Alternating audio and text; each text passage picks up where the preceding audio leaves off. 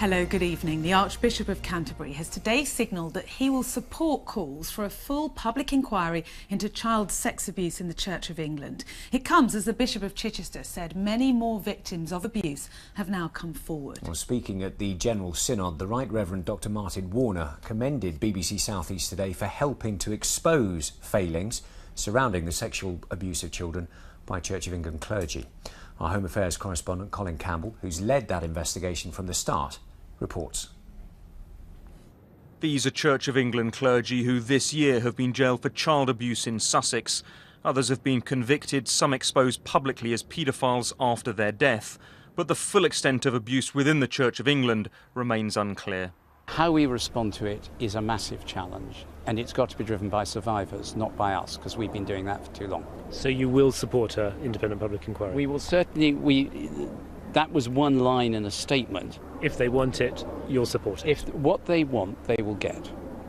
Those abused as children say they're encouraged by the Archbishop of Canterbury's comments. Well, what the victims want is a proper, full, independent public inquiry with legal powers so that it can subpoena witnesses, so that it can have access to all the files and records that the Church hold, and so that there can be sanction against people who don't tell the truth or, who are in contempt of that inquiry.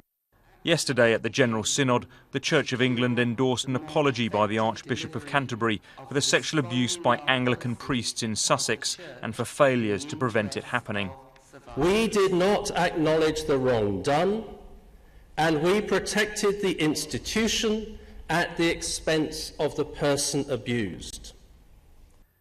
The apology follows a church-led investigation into failings in the Diocese of Chichester, ordered by the former Archbishop of Canterbury, Dr Rowan Williams, prompted in part by our journalism. In April this year, Dr Martin Warner, the new Bishop of Chichester, admitted that child abuse had in the past been covered up.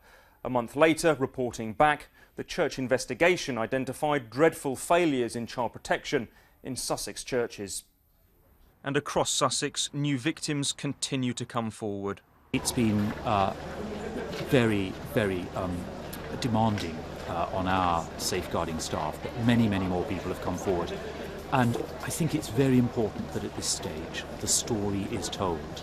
Victims say the only way the full story will emerge is through a public inquiry, something the Chichester child abuse scandal may now deliver. Colin Campbell, BBC South East Today. Well, I'm joined now by Ed Thornton from the Church Times newspaper. Mr Thornton, thank you very much for being with us today. How significant are these kind of statements coming from the Church? I think they are very significant. I mean, it was unanimously agreed that the Church should apologise unreservedly for its failings. And the atmosphere yesterday in the debate at the General Synod was very sombre. I mean, the Archbishop of Canterbury described it as agonising at times to hear about how the Church had deeply failed many people in the past and how inadequate at times its safeguarding failures have been. But I think it's important, as well as an unreserved apology, for the Church also to be taking action.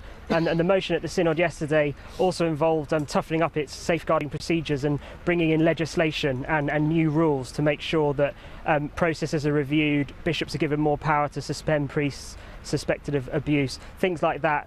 So it's not just words, it's very important that action is taken as well. Absolutely. And this is what Dr Martin Warner had to say actually in the Synod about the investigation. If you could just listen to this for a moment.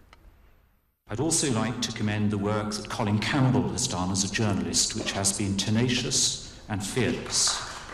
And I would like to commend the other survivors with whom it's been my privilege to meet. What's your reaction to what Dr Warner had to say there? Yes, I'd certainly agree with Bishop Warner in paying tribute to BBC South East journalism. It's definitely vital work they carried out. It's somewhat humbling, perhaps even shameful for the Church that it required this kind of journalism to uncover what was needed to uncover and to expose the failings. So I think it's a lesson that people would hope in future it wouldn't take journalists uncovering things, but the Church would be transparent, and also that they'd have safeguarding procedures in place that would make it less necessary to uncover these things in future. And very briefly, won't be as easy to abuse. How is this situation being viewed across the rest of the country now? Are dioceses actively checking their child protection policies? Yes, absolutely, and the church is reviewing its child protection policies across the church. It's really used the report into Chichester to draw lessons for the whole church.